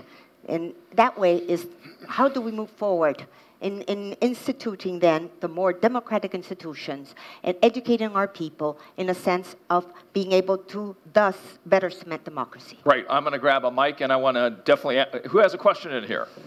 Great, you first, name, where you're from, if you could stand, and I'll hold the microphone. Thank you so much. If you could keep your questions or comments to 30 seconds. Okay. Right. Hello, my name is Sarala. I'm an emerging leader. I'm from the United States and India. So my question is to you, Minister. You spoke about the digital age. As an emerging leader, I find it fitting to ask this question. Many of us are here because of the opportunities that were granted to us via the digital age and social media, and our opportunity to speak and express ourselves and engage with others in positive and in perhaps negative ways. Do you think, and this might be addressed to everyone, do you think that it might be beneficial to separate the idea of populism that is in reference to anti-establishment versus populism that is more in reference to xenophobia, hatred, violence, etc.? So we have two different definitions, and populism isn't an insult, but rather a way to describe different sort of situations so we can handle them and address them separately. Thank you. Please. Yes, You're addressing to Minister Walker, no, is that correct? I think it was, Mr. Portas? No, it was to Paulo? No, okay, Mr. Portas. Okay, 30 seconds also. Look, obviously, social media and internet is a fantastic new world. What I consider it is excessive, the dependence of social media from political deciders. It's a matter of independence. I listen, I read, I measure, but I don't decide to follow them. That's the difference. I just decide majorities in democracy are ballot votes, not vanguards, not activism, militantism. Because the large majority of the people has no time to be militant activists. And they are the majority. So I don't want political system, statesmen and stateswomen, depending on the number of likes, the number of waves, the number of pressures from social media. You have to declare a new independence, respectful independence between politics and social media. Let me just... Each one on its road. Another 30-second response from the panel. 30 seconds. Just Please. add to that the following. I mean, one of the big differences between old populism and new populism, in terms of new populism, is the digital era. No? Now, the digital era, the internet, can work for good or for bad. So with a click, you can do a lot of good. We began this conference with application, and downloading application and communicating ourselves. But with a click, you can also do a lot of damage, not only in terms of fake news and the post-truth and so on, but in the kinds of violent networks that are being created by many sectors of society. So it's rather neutral as a technology. No, but in terms of democracy, you cannot be naive. So I don't want to demonize populism.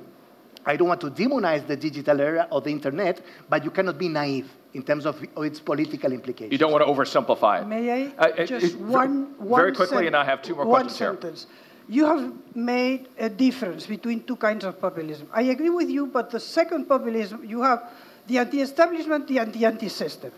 One comment, for instance, in the European Union, we have an Article 2, we are a construction of law and by law and institutions. We are an Article 2, which are the values. Whoever in the European Union, and there are governments that are xenophobic or anti-immigration, as a different thing is that you have to have an immigration policy. That's different. But this xenophobia, they are against articles, so against the system.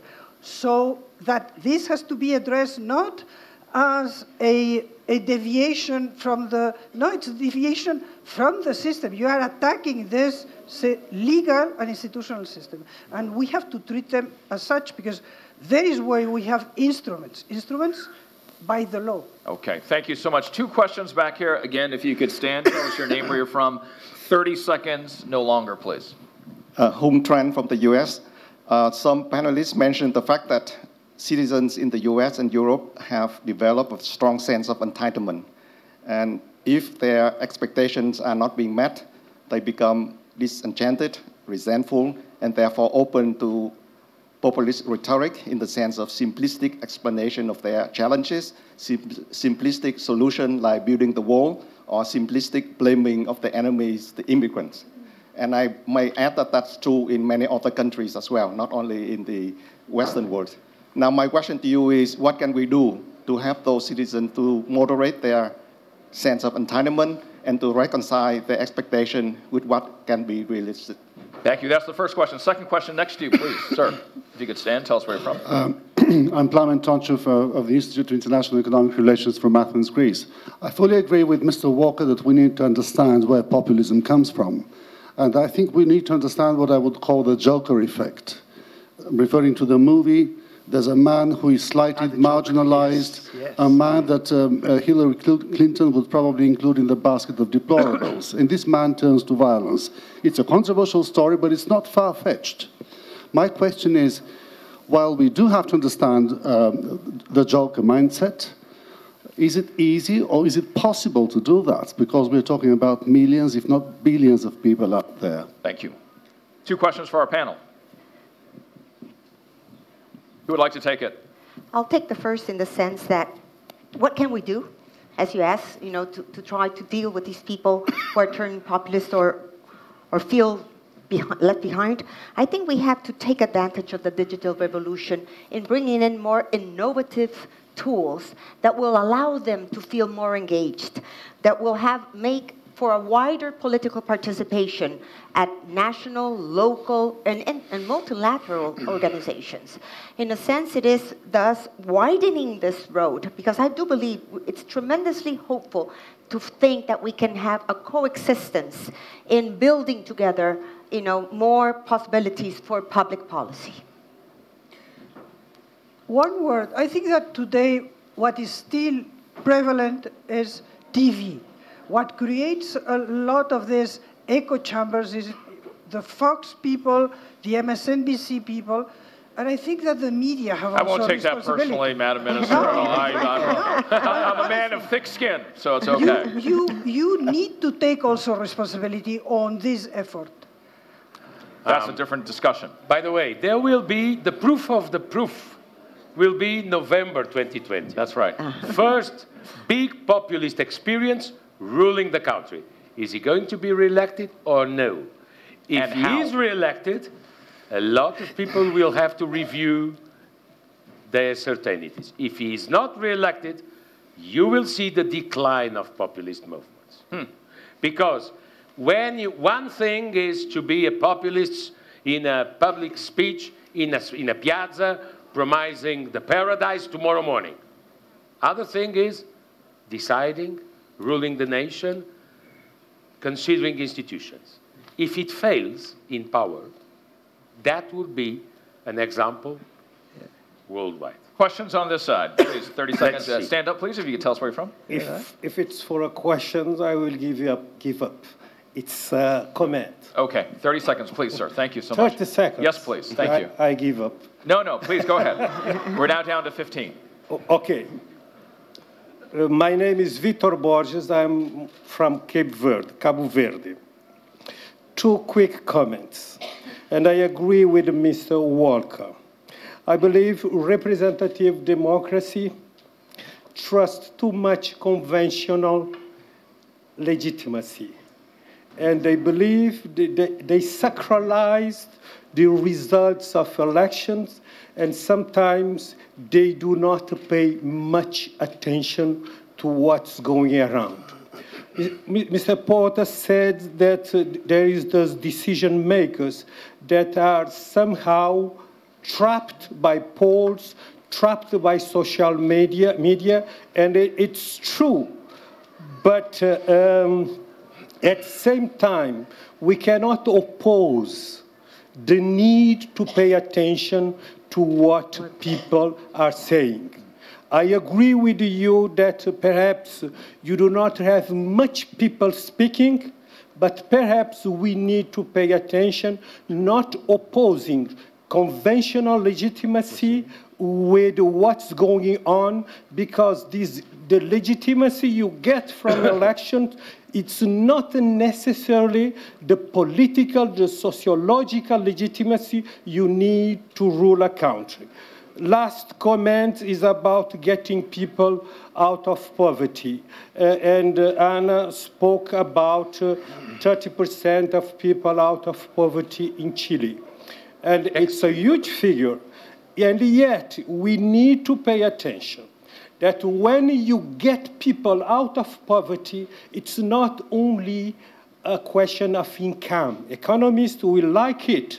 Political people will like it, that when you get people out of poverty, you get them with new objectives, new challenge, new ambitions, and they will not pay attention if you are the responsible for getting them out of poverty. They will focus on their new ambition. And this new ambition, most of the time, conventional, legitimate politicians tend to ignore. Thank you so much. And in fact, this echoes one of the questions that were put up, and maybe we can put up on the screen right now. The comment was made via the app, what is missing is the elite's willingness to question themselves on the rise of populism. There's some overlap in the comments that you made right there. They create a kind of taboo. Got it. Sometimes they do not want to discuss issues that they are unable to frame in their own idea of the world. And that's a huge mistake, because there is no vacuum in society. People will take advantage of their not paying too much attention to new issues. Perfect, perfect, perfect. A lot to chew on there for our panelists. Please go ahead, mister. Yes, 30 seconds. I mean, first, I do agree on the limits or the limitations of representative democracy, no? These populist movements, new populist movements, whether from the right to the left, are anti-elitist, are anti-oligarchic, no? Well, this is not new.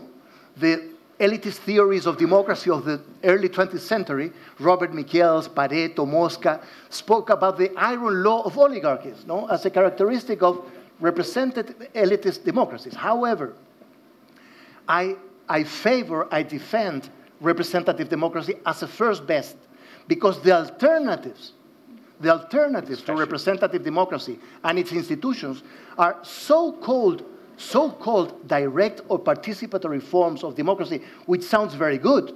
But in the case of Latin America, at least in this new wave of populism, they end up under authoritarian regimes. No? So Hugo Chavez came into power in 1998 with a discourse on direct or participatory forms of democracy, constitutional assemblies, and so on, and he ended up with Nicolás Maduro in a dictatorship. No? So representative democracy, or democracy of institution, still is the best antidote, no, to the rise of populism, whether from the right, or the left, or the right. I think so. One more response, 30 seconds. Well, sorry, Peter. My question about being caught, we agree, my dear Vitor, but my question is, do you think, I give you an example, an academic example. Imagine Winston Churchill with Facebook and WhatsApp and Twitter. Imagine the first war speech of Winston Churchill. What is said to the British people? We go to war against totalitarian Nazis, whatever it costs. We shall never surrender. Do you think he would have been Prime Minister for many days after doing this speech in the digital society? It's because you don't have in digital society, this is my alarm, you don't have notion of history, past, memory, and long term. You just have emotions in present. Emotion now, emotion in 5 minutes, emotion in 1 hour, after emotion after emotion. Sorry. National interest is a little bit different. Mr. Pham, okay? Minister, please. Let me just add one thing to what Mr. Portas said about that you don't have. You also don't have a sense of limits. Yes. And that is necessary. You know, you mentioned very rightly that we deliver on one thing, they want something more. And people have forgotten that democracies, republics, there is limited government. Government is not supposed to give you everything.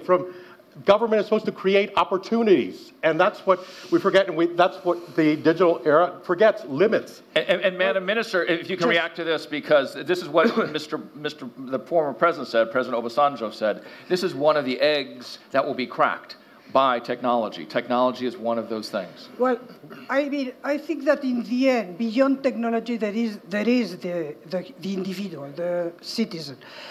You have said something extremely interesting that, of all the questions, but I would add on the elites, what I think that we lack today is the circulation of elites.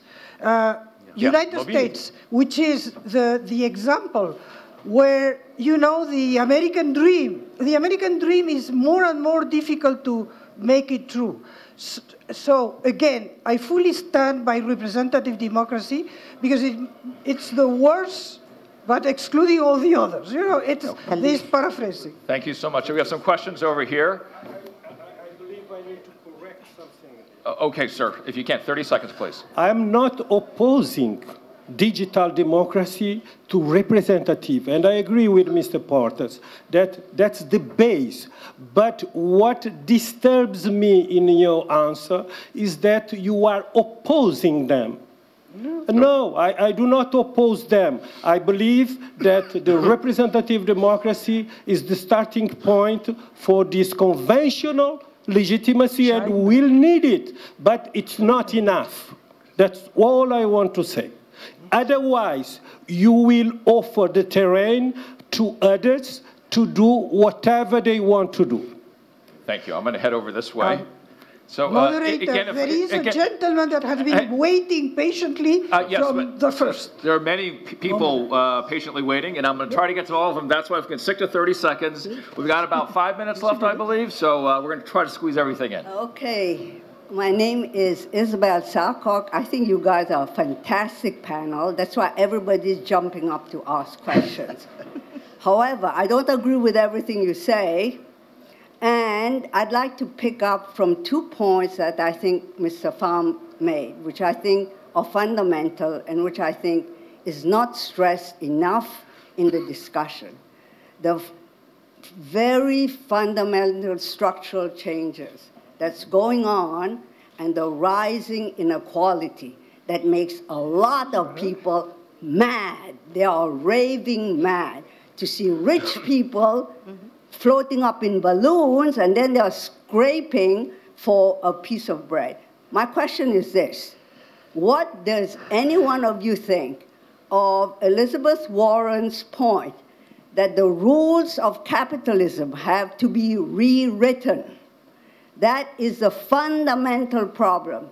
And I'd like to refer to one author that is one of my favorite, Mariana Mazzucato, who writes about this.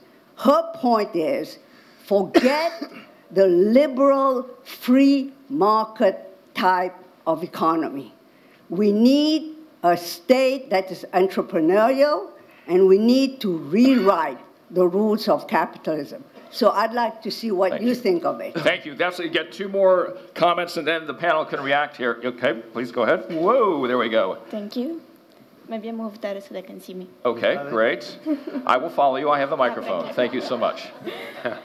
Good afternoon. My name is Chiara. I come from Italy, and specifically from Sicily. And you mentioned that Italy has been left alone for the problem of the immigration. And as a consequence, I don't put myself there, but Italians voted Salvini.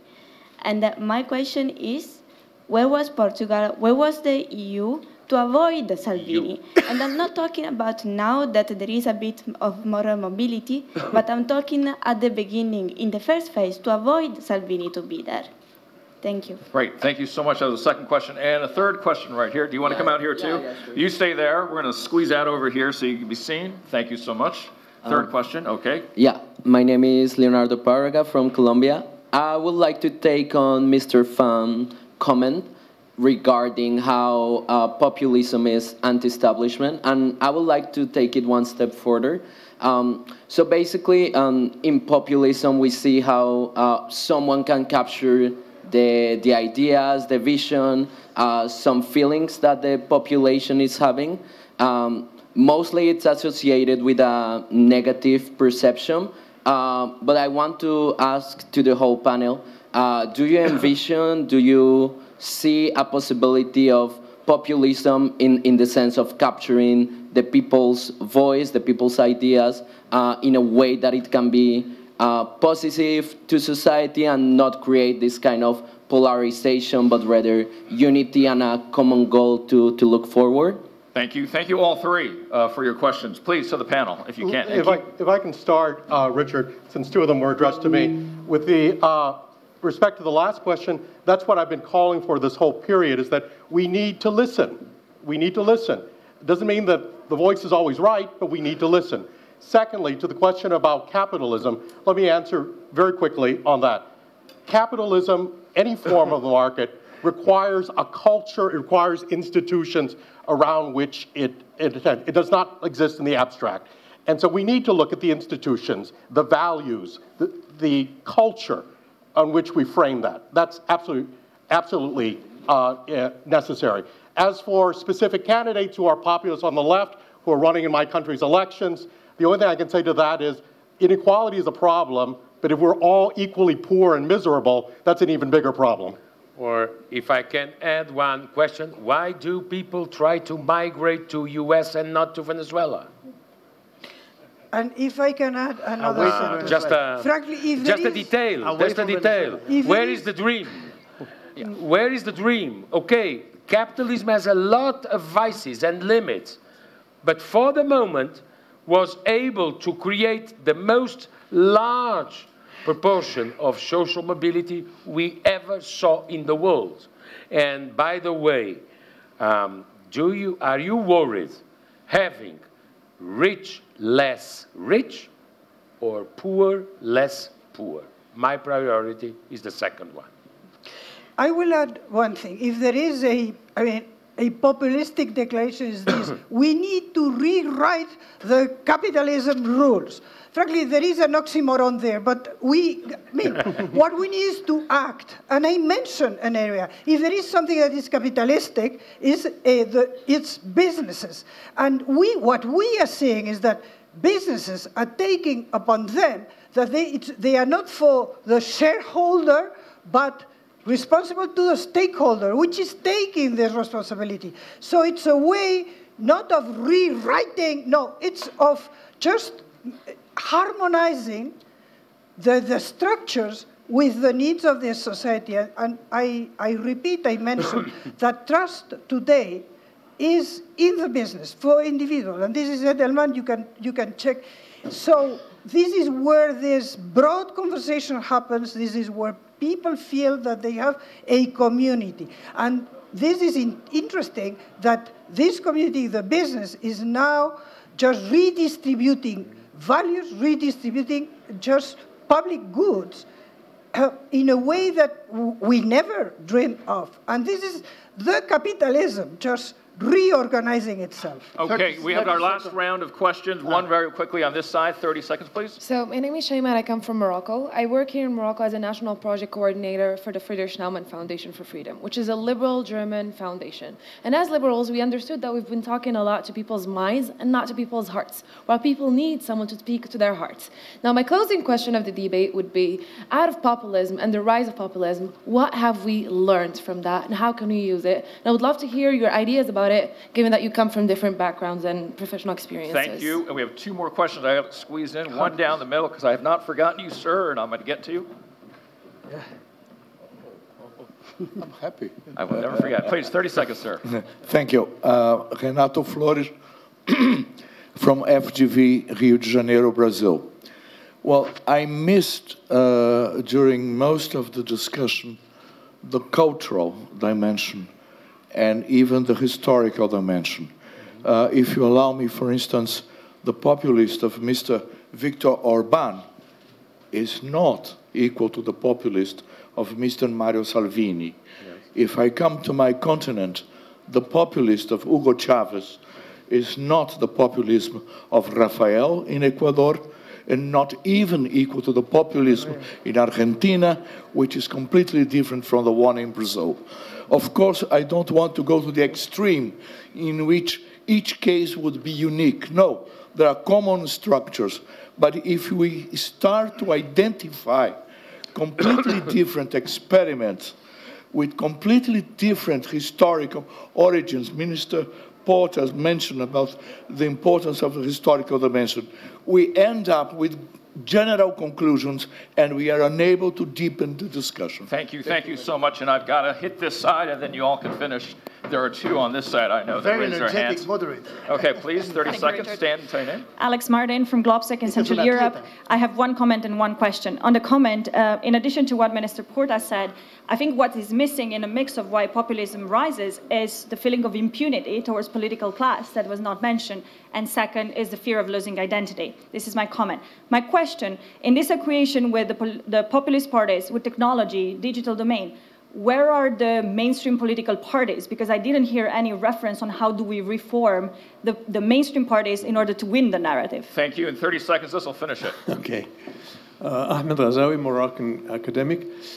I get the sense that the focus on populism is a focus on a symptom of something deeper, which is the crisis of liberal democracy.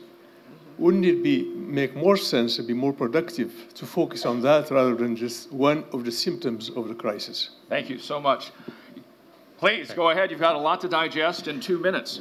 30 seconds. I mean, about the question of democracy, because the real tension here is between populism and democracy, as I see it. No? First, perhaps democracy has become too much of a monologue, no? And it needs to become more of a dialogue. It has been too much inward-looking, perhaps because of its representative elitist nature. And it has to have more outward-looking, outreach, no? Down to earth, no? Looking at the realities. That's my first statement. And the second statement is that democracy has to deliver. And the state has to deliver, precisely because the people feel entitled and feel empowered. People feel empowered and entitled, but people are not stupid. People are not demanding miracles from democracy or from the state. People are demanding dignity. There's a sense of dignity behind all this social unrest and social protest and social mobilization. So democracy has to become more of a dialogue. Democracy has to deliver. Just to our Brazilian friend, you are absolutely right. One of the practical limits of populisms is the relation between Mr. Salvini and Mr. Orban. Mr. Salvini doesn't want to welcome migrants alone. He wants Europe to share. Mr. Orban says, I don't welcome one single migrant. Both are populists, both are nationalists, but sometimes populists and nationalists have parallel lives but contradictory policies. So that's one of the limits of reality on populism. Second, you asked for suggestions. You're absolutely right about what you said about the political elite. You have obvious a problem. What is identity in global world? Maybe we know more about town's identity than national identity in our days. And what is the difference between right and left when they are in government? It's not so far when you have common policies, namely in Europe. But to give you an answer, the most interesting, I have no answer. I know two things. If there was a too regulated environment, digital world wouldn't exist because they need freedom to be launched. Now you have the opposite problem, no regulation at all. And the best idea I heard till today, to try to limit hate, extremism, vanguardism, the typical vanguardism you find in this social media life, is from a senator, an Italian senator, 82 years old. She's a Jew. She's being insulted every day because she was nominated senator. Give me just 10 seconds. Unbelievable insults. You cannot imagine what they are able to write against this lady with the number of Auschwitz in her arm. And she said something like this: in dictature, I can understand the law protecting confidentiality. But in democracy, why should I protect fake identities, fake profiles, fake industries. So if you want to open an account or a profile, just give them a copy of your identity card. This would reduce at least 50% the courage of fake voters. Thank you, Mr. Minister. Mr. Pham. Since we have very limited time, I'm just going to address the question there with just a counsel from someone far wiser than me. In 1977, before he was elected president, Ronald Reagan traveled around the U.S. Listening, and he came out with what he called the politics of prudence. He defined it as a positive and a negative. The negative was he was against rigid, irrational clinging to abstract theory in the face of reality. And that's the challenge to the political class today, to step away from that. And then the second, the positive part, was a willingness to hear from experience. And that's what we need to do. Be willing to hear from the experience of our fellow citizens and bring that into our calculus. And that's the solution. 30 seconds, Madam Minister Palacio. I will pick up this question about the parties. What we are seeing is a transformation of the classical picture of classical parties. Macron's party is a new party. The Greens are just coming to the front line in Germany. So all this is being reassigned because the parties need to recover this role of conveyor belt between the governed and the government. And this is what the Greens is a very good example. One sentence allow me on liberal democracy. Why? It's true that what we are discussing is about liberal democracy, but it goes well beyond. Among other things, why? Because the international institutional rules-based order today was inspired in the beginning, after World War II, by this liberal democracy. So this is transpiring in everywhere, and we are seeing manifestations. It's absolutely true that Brazil has nothing to do with Vox in Spain or with Alternative for Deutschland. These are manifestations that are cultural. They are a big driver. In Spain, we have in Catalonia.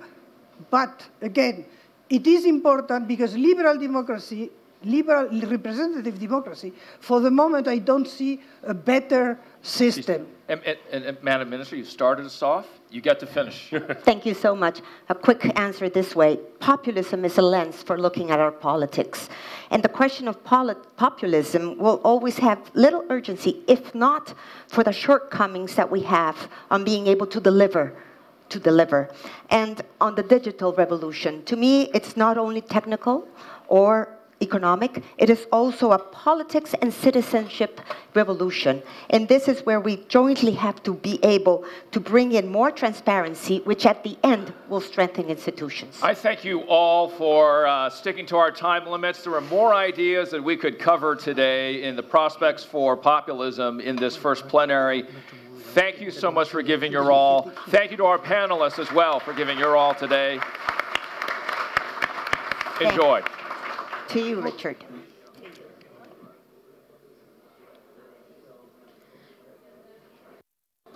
Ladies and gentlemen, we will now take a coffee break and reconvene at 5:10. Thank you.